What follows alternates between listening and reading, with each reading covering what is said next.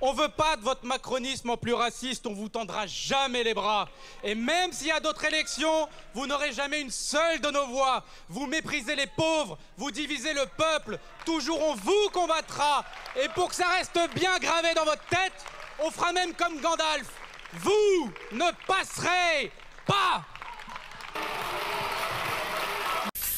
Bonjour à tous, j'espère que vous allez bien les abonnés. Sur cette première réaction, on va parler de Dominique de Villepin qui va mettre en PLS Benjamin Netanyahou et Israël. Avant cela, vous connaissez la musique, un petit like, un petit commentaire, ça fait toujours plaisir. Alors sur cette première vidéo les amis, on va voir Dominique de Villepin mettre en PLS Benjamin Netanyahou et Israël en nous expliquant que la Palestine a toujours appartenu aux Palestiniens.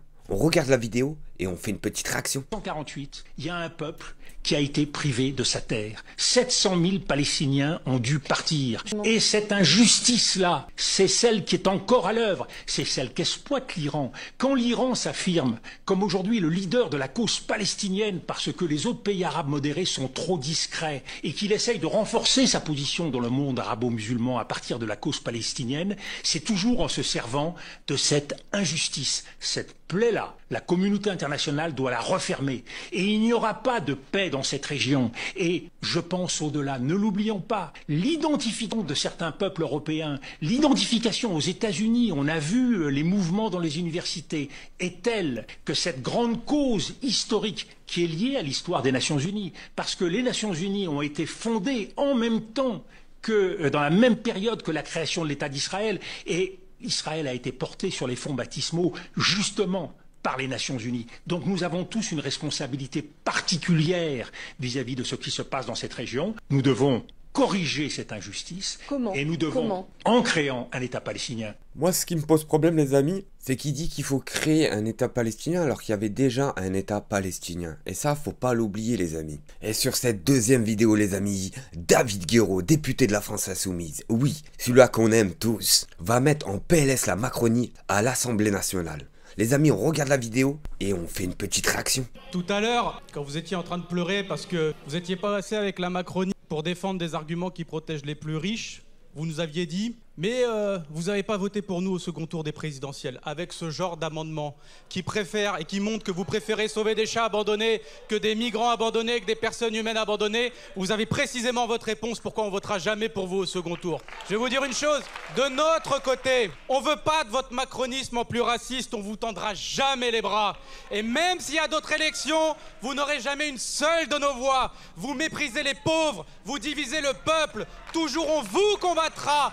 Et pour que ça reste bien gravé dans votre tête, on fera même comme Gandalf. Vous ne passerez pas! Magnifique, je dirais même magistral. C'est qu'il a du répondant, il a la niaque. Il est jeune, il est instruit, très intelligent. En plus de se battre du bon côté de la barrière. Parce qu'il a raison, David Guiraud. Il se plaint plus des animaux qui dorment dehors que des humains qui dorment dehors. Alors qu'ils soient français, algériens, camerounais ou ukrainiens, c'est la même chose. Un humain reste un humain. On peut pas laisser des personnes dormir dehors. Et ça, le RN, ça les dérange pas du tout quand t'as un immigré qui dort dehors. Par contre, un animal, je vous le dis, c'est les premiers qui lèvent le front. Et c'est ça qui est désespérant avec la droite. Et là, je vous dis, je vais vous faire montrer une vidéo. Cette personne-là, on n'est pas prêt de le revoir à la télévision française. Regardez comme il va mettre en PLS Israël et le caméléon des temps modernes. J'ai nommé BHL. L'armée israélienne, elle est née dans le terrorisme, si j'ose dire, puisque l'État d'Israël n'existait pas. Au départ, c'était des gens qui étaient là pour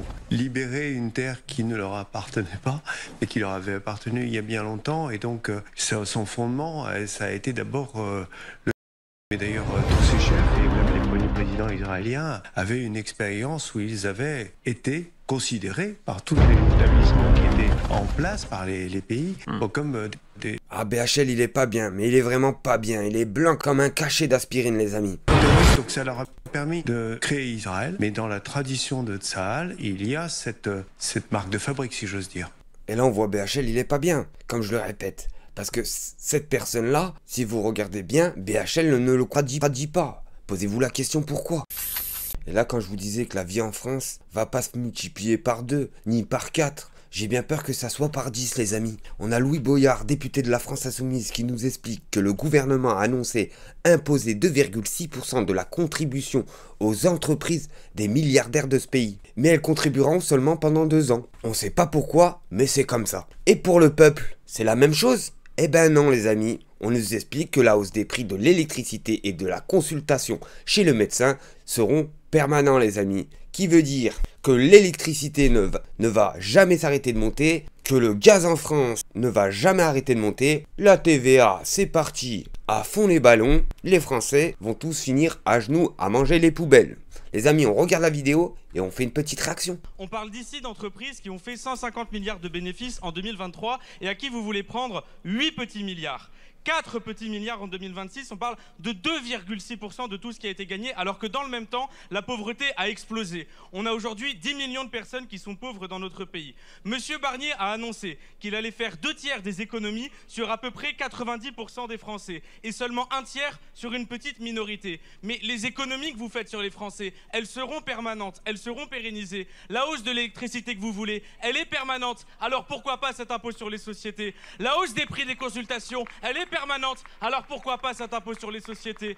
La baisse du salaire des apprentis, elle est permanente, alors pourquoi pas cette hausse de l'impôt sur les sociétés? Si vous le regardez du point de vue du rapport entre le capital et le travail, ce n'est pas seulement une question de cohérence que de pérenniser cet impôt, c'est une question de justice fiscale. Mais bien sûr, les amis, on tape toujours sur les mêmes, la populace qui travaille. Je dirais même la populace qui travaille pour rien, à part pour survivre. Et c'est ça qui fait peur dans ce pays, les amis. De plus en plus, le gouvernement, Macron, est au pouvoir et de plus en plus, des personnes qui travaillent ont du mal à finir les fins de mois. Je connais des personnes qui travaillent et leur frigo il est vide le 12 du mois. Est-ce que vous considérez ça normal? Non, les amis. Et sur cette vidéo, les amis, préparez-vous et accrochez-vous à votre ceinture. François Asselineau, homme politique français, va nous expliquer que Zemmour est un agent du Likoud. Toute la classe politique le sait. Les amis, on regarde la vidéo et on fait une petite réaction. France, parce qu'il n'a aucune solution à part jeter de l'huile sur le feu, tous les jours jeter de l'huile sur le feu, pour qu'au bout du compte, les Français se disent,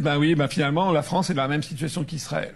Il le dit maintenant, hein. Zemmour est un agent du Likoud, c'est tout. Voilà. Et qui le dit à part moi? Toute la classe politique le sait. Hein. Alors voilà ce qu'est le Likoud, les amis. C'est pas moi qui le dis. Le Likoud a été créé en 1925, le parti révisionniste pour reviser le sionisme. Dans un sens plus nationalisme, le parti révisionniste est pour idéologie.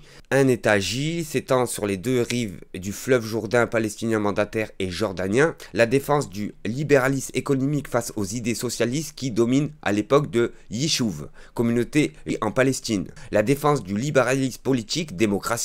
On note cependant que les courants d'extrême droite minoritaires opèrent à la droite du parti, voire le chapitre des sionistes, révisionnistes, la tentation fasciste et les biryonimes. Et là on voit bien qu'est-ce que la tentation du machin, le sioniste révisionniste était l'un des courants de mouvement sioniste. Ce courant était créé comme une révision des méthodes de fonctionnement dans l'organisme sioniste mondial en 1923 lorsque son principal penseur, le leader Siv Jabotinsky, se retire de l'organisation. Comme vous pouvez voir, le mouvement révisionniste s'organise dans les années 1930 en plusieurs organisations. Vous voyez, il y a le parti révisionniste, il y a le Bétard. Pour ceux qui ne savent pas c'est quoi le Bétard, grosso modo, c'est une organisation qui est interdite en Amérique. Parce qu'elle est très très violente. Après il y a le l'Irgun, l'agent J, etc., etc. Alors ce qui nous explique Asselineau, c'est très intéressant.